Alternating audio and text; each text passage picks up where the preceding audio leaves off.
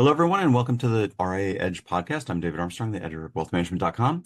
This, as you know, is the podcast where I get a chance to speak to folks in the RIA industry who are studying growth, the growth trajectory of RIAs, how that happens.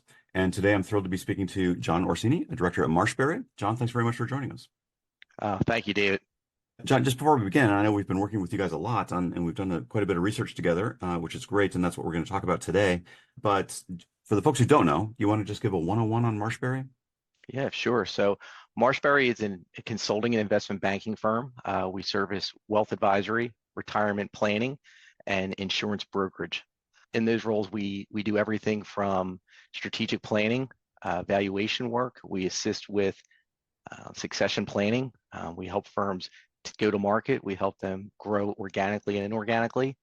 And we're having just a lot of success, a lot of activity, and thrilled to be here today to kind of continue that conversation and share some of the things that we saw through the survey, and then also conversations that myself and my team are having out in the marketplace. Yeah, it's fantastic. And the focus on RIA growth is important to us. And I think the research that we've done together, when I look at it, and I look at it just in the totality, it's striking that, as much as there is, you've seen one RIA, you've seen one RIA, you've seen one path to growth, you've seen one path to growth. There's no path that suits every RIA. And the variety out there of ways that firms are growing is still stunning to me. When you look at the research and the totality that we've done, and when you talk to RIAs out there, what is your reflection on how they're trying to grow? Their mergers and acquisitions we talk about organic growth, we talk about bringing services in-house, we talk about outsourcing services. There's all kinds of paths up the mountain. But do you have some general reflections on the industry overall and the need for growth, the impetus to grow these firms? Why is it important? Yeah, absolutely. So let me begin by saying that, as we look back and we reflect over the last, coming out of that kind of 2008-9 timeframe, it's been pretty much a very strong run up during that time. And as firms continue to grow, I think we see oftentimes that they've kind of lost sight of the sources of that growth. So, as they kind of peel back and look, and markets have become choppy over the last few years, and folks have begun to think about things a little bit more strategically, what they've done is looked at kind of that market adjusted asset growth. And we say that it means kind of backing out the market to see what are the sources of growth, where are they coming from, existing clients and new clients. And then as private equity has flooded into the market over the last several years, what we've seen is the competition has become fierce. And when we say that, there's just kind of basically unlimited services that can be provided at the higher end. And what that's done is increased the competition for the kind of rank and file firms in that 300 million to kind of 3 to 5 billion AUM space. And in saying that, what they've done is they started to look at and really listen to the voice of client, and then also study the marketplace. And what we found in the survey was pretty interesting, in that there's pretty much a direct overlay between kind of the non-core services offered by firms, and then also the firms that aren't offering those, what they do plan to offer. So things like tax and estate planning, business planning, corporate retirement, succession services, et cetera. We see firms who are thinking long and hard about offering those services to really attract new clients and retain the clients that they have. What we found is, as we've had conversations, that there's a large part of this is really opportunistic. And when we say that, we think of examples of, if I'm going to work on trust and estate planning, it's not necessarily something that's easily and readily done in-house, unless you happen to have somebody on your team who is, maybe a Harvard-educated attorney who has expertise there, or perhaps you have a relationship that you can leverage. Firms are really kind of struggling with the notion of, do we go internal for this? Do we look to acquire something, or do we look to partner?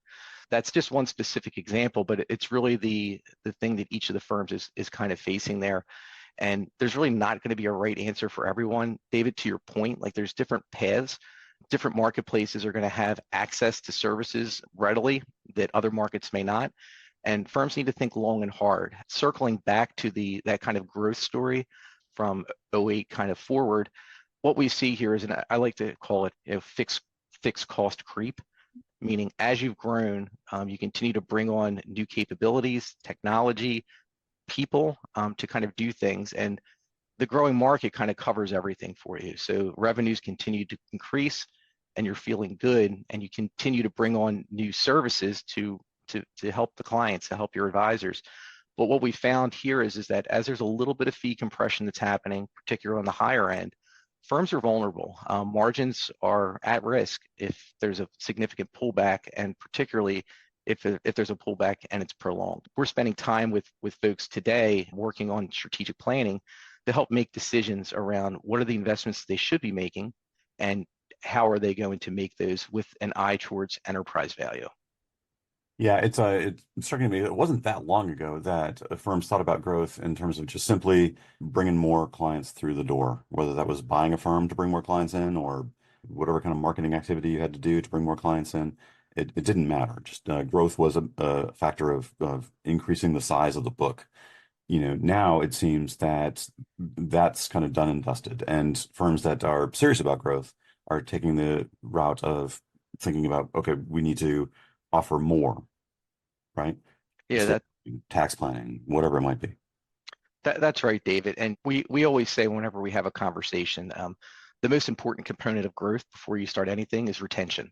So what are you doing to retain the clients that you have? What services do you need to keep them happy as they progress through the stages of their lives? Those folks that you brought in and they were in their 40s, 50s, as they migrate into their 60s and 70s, those needs change.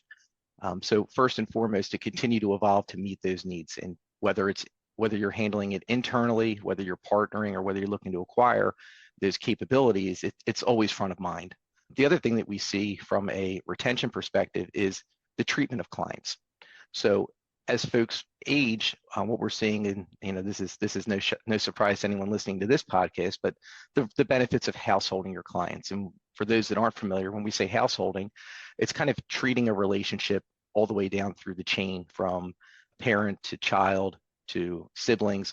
And what that means is what you're trying to do here is to retain in the event of a life event.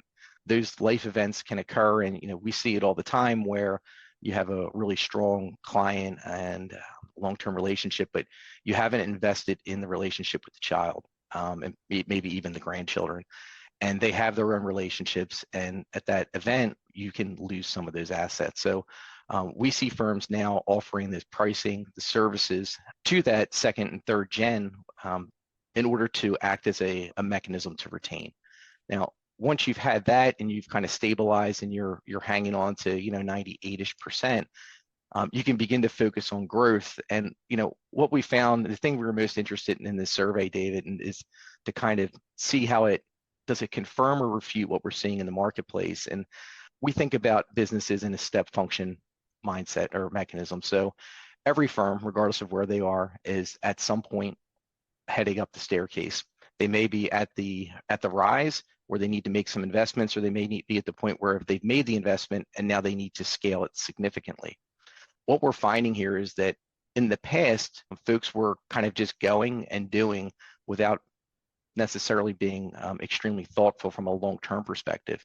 And what we're finding now is that folks are really spending the time necessary to make those decisions and saying, hey, does it, as we talked about from a service perspective, partnering, acquiring, or building on your own, what we're finding is they're saying, from a partner perspective, does it make sense to partner even externally? Are there other advisors who we can come together with to merge in order to bring in some different capabilities? Are we able to potentially look at a strategic who can really fast track us to do the things that we do best?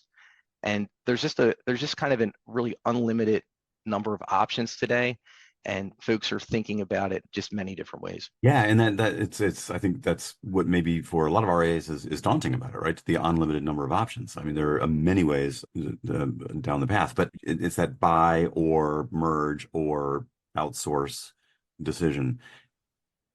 Let's first of all, though, back up a little bit and think about what services firms are going to that they think or you think or in your experience have found talking to RIAs get the most bang for the buck, so to speak. So, you do your basic blocking and tackling with financial planning and investment portfolio management, and then you decide to expand out to something else.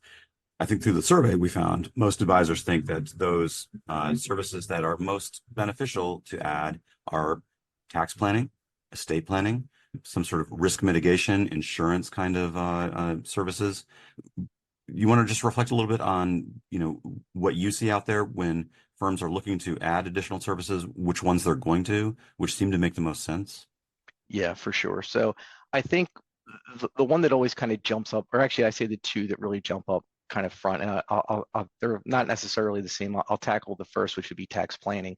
So people hear tax and you kind of think of there's two components. There's tax prep, which is labor intensive, low margin, and then there's tax planning, which is very much a necessary component of kind of the planning for any client. Tax is a major issue and can be a major source of drag on return. So firms are really working hard to figure that out. The issue here is that you don't necessarily have tax planning experts who are part of the firm. So this is where they're really spending the time to figure out who are the right relationships that they should have. Does it make sense to bring that capability in-house? And then also, is there tax prep that goes along with that? And then they're being very careful about bringing in that tax prep, because the thing you want to be careful of is just to say, hey, what's the overall profile of the firm? What is the service that we provide? And what's our culture? And tax prep's a different culture completely than that relationship of kind of the advisor. So firms are spending some time there. And then the other side of it is kind of, I'll kind of pair it up and say like business planning. So offering services to business owners that are kind of outside of the norm of what you would think of from a traditional advisor perspective. And some of those can be, offering retirement or corporate retirement planning, to offer 401k, act as that fiduciary there. Not necessarily something you're going to get wealthy on, but it really helps to bring on and retain that client. And then also it provides another channel of growth because you have participants whom you can kind of market to. And finally, the last piece here is just around digital advice. And I think about digital advice a couple of ways. At scale, digital advice looks like digital advice where you're going to the web and you're finding solutions and things are happening in kind of an automated fashion. We think more about digital advice from a client attraction standpoint, or even retention from a younger client base. So we think about that more like marketing. So how is it that you're interfacing with the client? Do you have an app? What are you doing on the web to go out there and kind of attract and grow?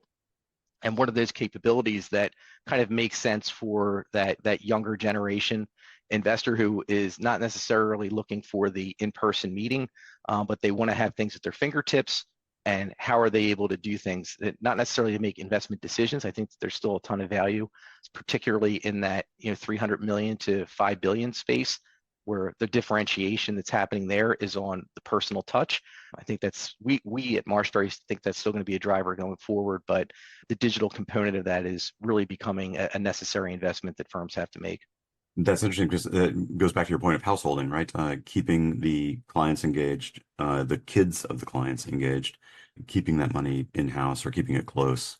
And that's really serving the client, right? I mean, that's what, clients might not articulate that, but bringing that to them is something I think that soothes them in a way, right? Helps them. And it strikes me that a lot of RIAs kind of stumble into some of these growth paths, right? You have a high net worth client who started a business and they have a bunch of employees and they need some help with their retirement plan for their employees. So suddenly you're a retirement plan advisor. Talk to me a little bit about how that kind of stumbling forward in growth versus deliberate, making intentional growth, the differences there and what maybe the perils of the first path are. David, I'm glad you said this. It reminds me of conversations that my team and I have been having recently with firms, and it kind of begins like this.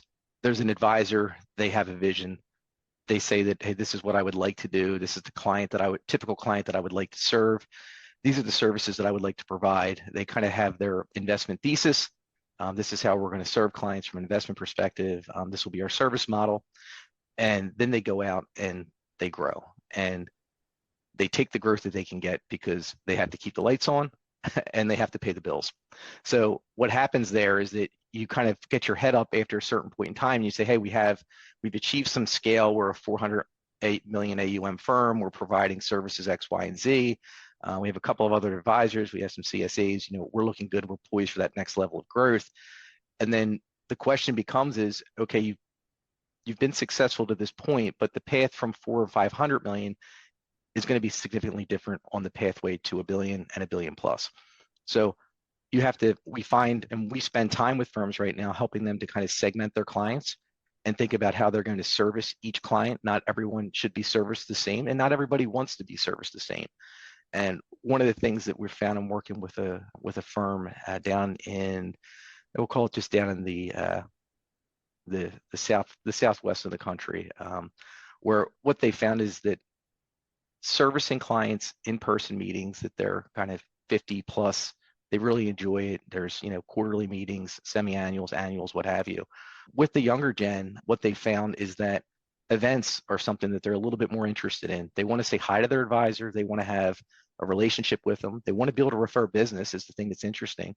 And we see firms that are kind of creating spaces within their offices or looking for new spaces where they can have events, not large, intimate, but provide opportunities on a monthly basis for clients to come in and to bring a friend. And it's become a great source of growth and something that I just think is really interesting. And you can see the shifting dynamic there of, we can't just sit back and wait for referrals. We have to be a little bit more active out there. We have to make some investments. We have to be more than just hey, here's the days of these are the stocks that we're picking, or hey, this is how your funds are performing. Those days, it's still an important piece, but the relationship is more of it. And I always like to think from whenever you find a great contractor for homework to get projects done at your home, if that contractor does a great job, people love to make referrals because nobody can find a great contractor. And people feel the same way about advisors. It's a very intimate relationship. You're letting people behind the doors where no one else really sees besides you and your significant other, most likely. And it's a relationship that people are reluctant to step into. There are a large percentage of folks today who are self-provisioning, who have, numerous 401ks, and they haven't sought advice before, but when they hear their friend and then they have a chance to meet with someone and trust can be established over a period of time, it's been a real nice source of growth for that kind of high potential professional, young professionals rather, in their kind of late 30s, early 40s.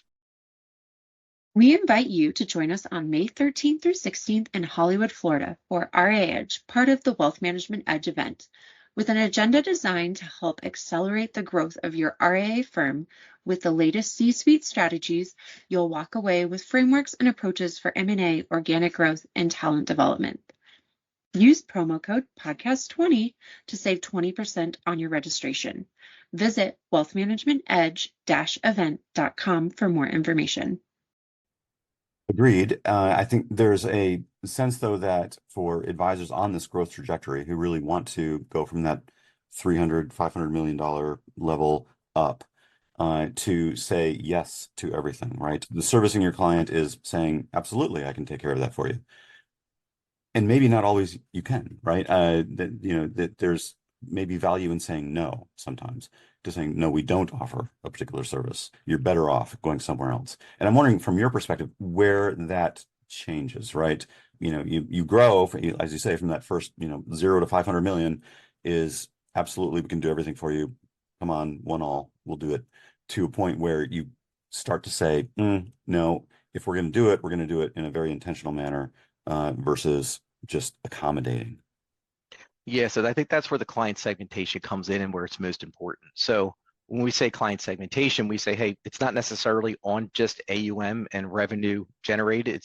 There's other factors involved, like, hey, what's the potential of this client, or what's the relationship this client has with others? And it requires sometimes some difficult conversations to say, hey, first and foremost, we're a fiduciary. These services, they cost money, and it doesn't make a ton of sense for you to have to pay for this service today. It's not a component of the pricing model that we have. So folks have to have those difficult conversations, and sometimes they have to lose some clients over it, which what we're finding is not necessarily a bad thing. They'll Pareto rule, 80%, the 80-20 rule, 80% of the work is driven by 20% of the clients. That's fine if the 20% are those highest revenue contributors. But when you find that they're not, then you have to take that long, hard look and assess, is this a relationship that's valuable for us going forward? And sometimes you just have to part ways. Yeah. And to your point earlier, one of the things that came out of the research that we did together that really struck me was the threats. And as advisors say, what is threatening to our trajectory if we do not offer it? And turns out it's not tax and estate planning, or it's not insurance and risk management. It is, to your point earlier, technology. If we do not have the technology game front and center, that's going to be the biggest impediment to our growth. Yeah, that's correct. So that's where kind of looking to the third-party partnership model is the one that's really, particularly on the size firms that we're focused on, we're finding those third-party partners is what makes the most sense, because quite frankly, the investment that's required can be, it can be debilitating. And then not just the investment, do you have the professionalism in-house, the acumen, even the want and desire to do things. So finding those third parties who can align well with what you're looking for based on your client profile and based on your service model is something that's incredibly important. I know Marshberry has done a lot of work in the insurance space and other divisions, not your division, and I'm wondering if you notice any parallels to what's happening in the wealth management space to what has happened in the tax space and insurance space in terms of consolidation. Is there going to be a role continuing for the standalone RIA, the independent advisor down the block, hanging out their own shingle, or are we destined to a world where only the big aggregators or the large consolidators of financial services will win this game for the client?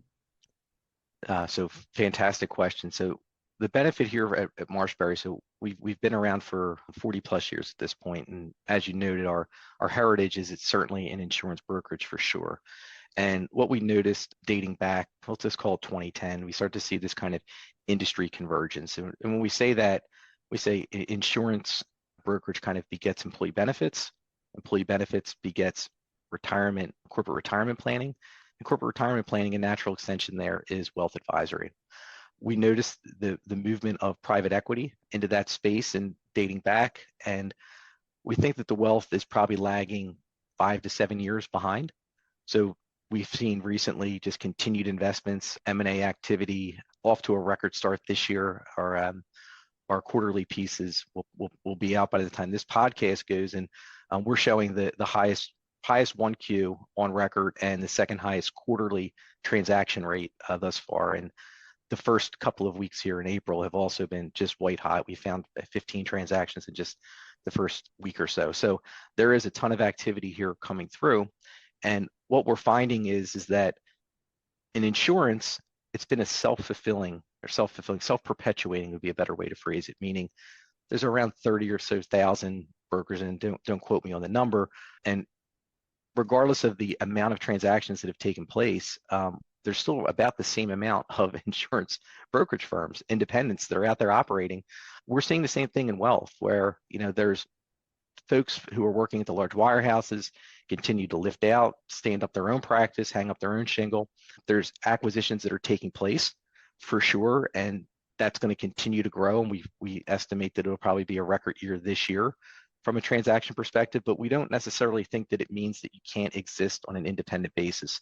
We believe very strongly, and we see it in the market, that there are providers who are out there delivering services for folks so they can remain independent. And we believe that there will be a place going forward for the smaller shop. The question becomes, though, is that how do you bridge the chasm? And the folks here on this podcast are not aware, but I led M&A for Nationwide Investment Management 2013 through 2020. And in that role, we acquired mutual funds. And what I saw through that was kind of this bifurcation of the market called bimodal, of firms operating up to a certain range and then a very long path in between, and then another spike. And I'll just use arbitrary numbers and say up to 10 billion, and then a large space, and then over 100 billion in AUM. And we see the same thing here happening in wealth, which is you can service your client and very hands-on and really deliver that quality service, and you can leverage third parties. But in order to kind of grow and continue through, we think that there's going to be a gap there, in that there's going to be the supercharged powerhouses that have just capital capital behind it to build the services and the platform that they need.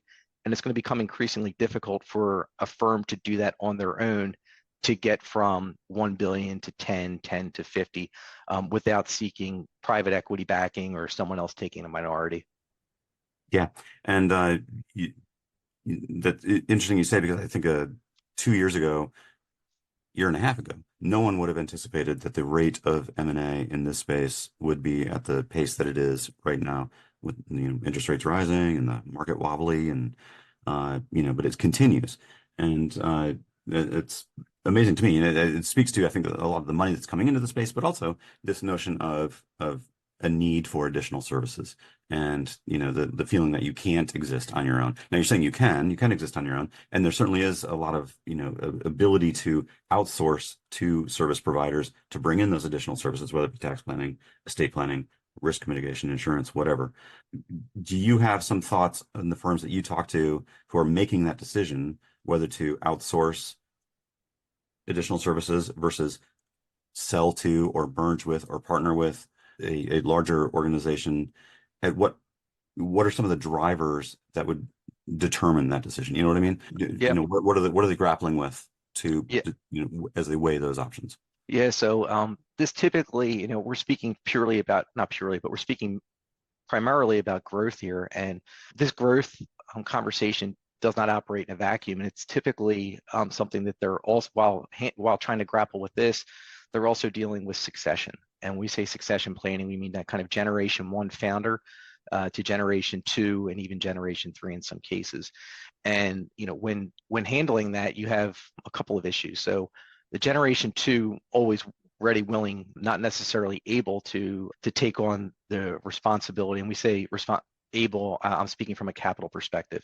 Mm-hmm. So firms that are attempting to grow and they're looking at the investments that they need to make are oftentimes wrestling with the, how do we get equity into the hands of Gen 2 and at what cost? So we see typically kind of a 40 to 50% internal discount rate that from a valuation perspective and for internal transition. And oftentimes, as we're going through our strategic planning process, this Gen 1 begins to kind of think, okay, so we're going to make these investments. I'm going to have margin compression for some period of time, most likely. We have to believe that we're going to be able to grow at some other rate. Multiples currently exist today at this space. I have a 5 to 10 year horizon in front of me. And if I'm going to do something, what's the likelihood that I'm going to be successful in the market today? And then how is that going to change in the future?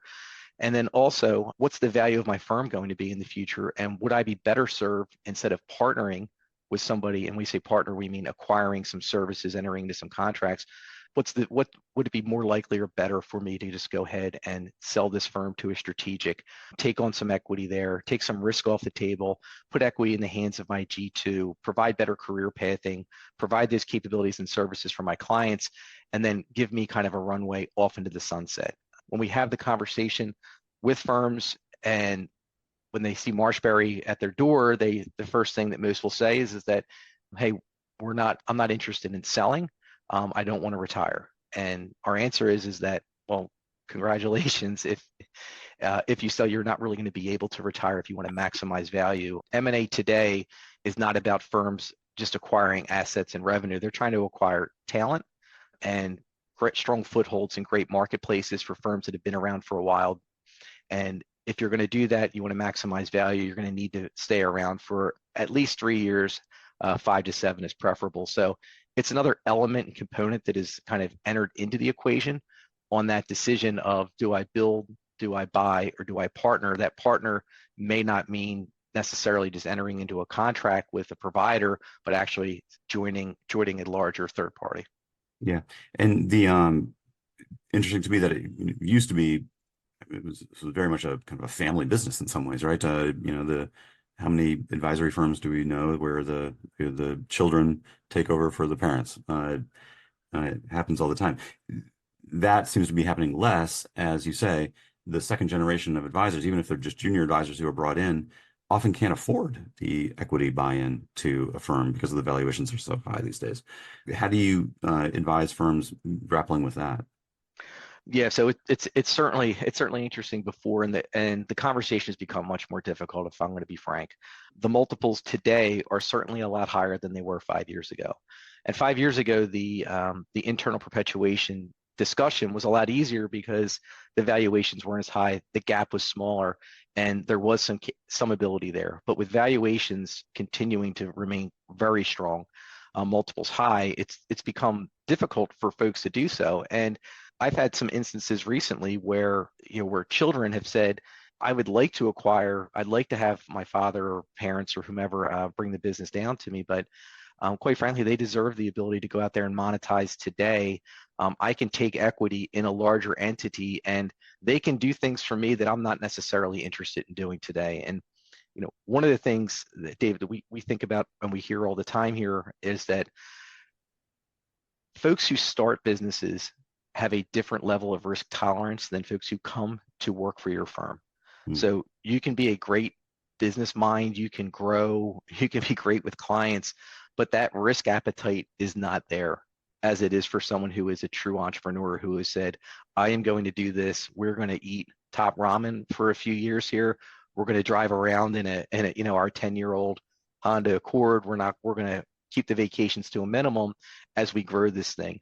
These folks who have come over and who've been afforded a nice lifestyle and are making really good income today don't necessarily have the wealth or the tolerance to go forward and make that investment. So it really is a conundrum.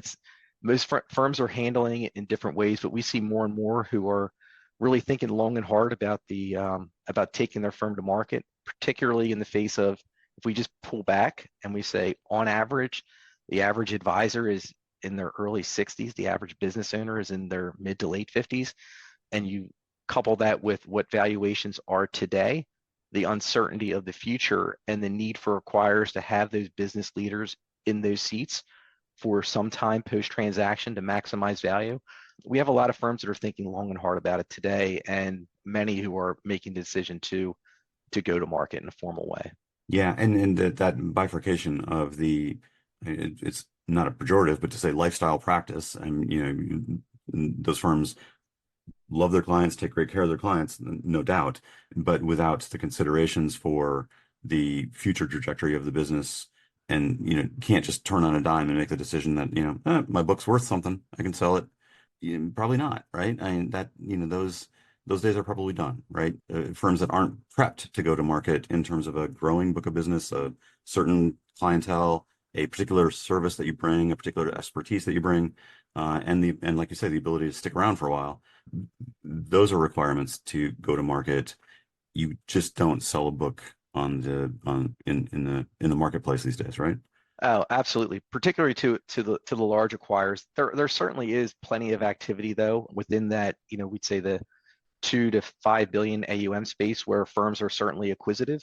But as you think about things, as you go from kind of a book of business to kind of a practice to a business to a platform, the valuation multiples that you command are just they're going to be a lot lower on the lower end, unless you have a really great niche client that you're serving, a demographic, a profile that bodes quite well, that aligns with what firms are looking for. You think younger, if your book is younger, professional, your householding, you have a good line of sight into future growth. The folks are business owners who have the opportunity to sell externally going forward. If you don't have that profile, it's going to be increasingly difficult to fetch a high multiple on the lower end for sure. So we're coming up to the end of our time here, but I have one more quick question for you. You hypothetically, Marshberry knocks on the door of a RIA and they have the desire to do everything you say, prep 5 years beforehand, 10 years beforehand, want to do what they need to do to make sure that that monetization event in 5-10 years is as high as it can be, as successful as it can be. What is the top piece of advice you give them at this stage to make sure that that happens? What is the one thing they can do to make sure that they are on the right trajectory for that success? Be intentional. And we say be intentional. We say get your leaders together, your equity holders, whatever that is, each firm will be different. Develop a business plan and then execute to that plan and hold yourself accountable, meaning regular check-ins. Be adaptive. So just because you say you're going to do something by some point in time, or these are the investments that we want to make sequentially, continue to evaluate and assess and do everything with an eye towards enterprise value. And when we say that, think about the investments that you're making today and say, are these investments going to be worthwhile down the road? I like to use some analogies. I'm 50 years old. I began college with an electric typewriter, which begat a word processor and then a computer. Had I invested heavily in typewriter repair at that time, probably wouldn't have been a great place to be. If I had some foresight and thought about personal computers and software and the things that were moving there, that would have been a great investment to make. Business owners need to be thinking the same thing today. What's going to be that path forward? We think that kind of the holy grail here is if you can work with business owners, if you can provide them the suite of services that they need, and you can provide I'd say value add and things that are outside of the scope of the norm, and you can deepen those relationships and they can provide referrals and you can have access to the participants in their 401k plan. You have a strong path forward, but above all, be intentional, iterate, and hold yourself accountable. That's fantastic. Many paths up the mountain, but just don't stumble up the mountain, right? That's it. Absolutely. Well, this has been great. John Orsini, Director at Marshberry, thanks very much for the conversation. I've learned a lot, and folks who are interested in the research can find it on our website, and I think can go to marshberry.com and find additional resources. It's a fantastic conversation. Thanks very much. Dave, it's my pleasure. Take care. And thank you for listening. This has been the RIA Edge Podcast.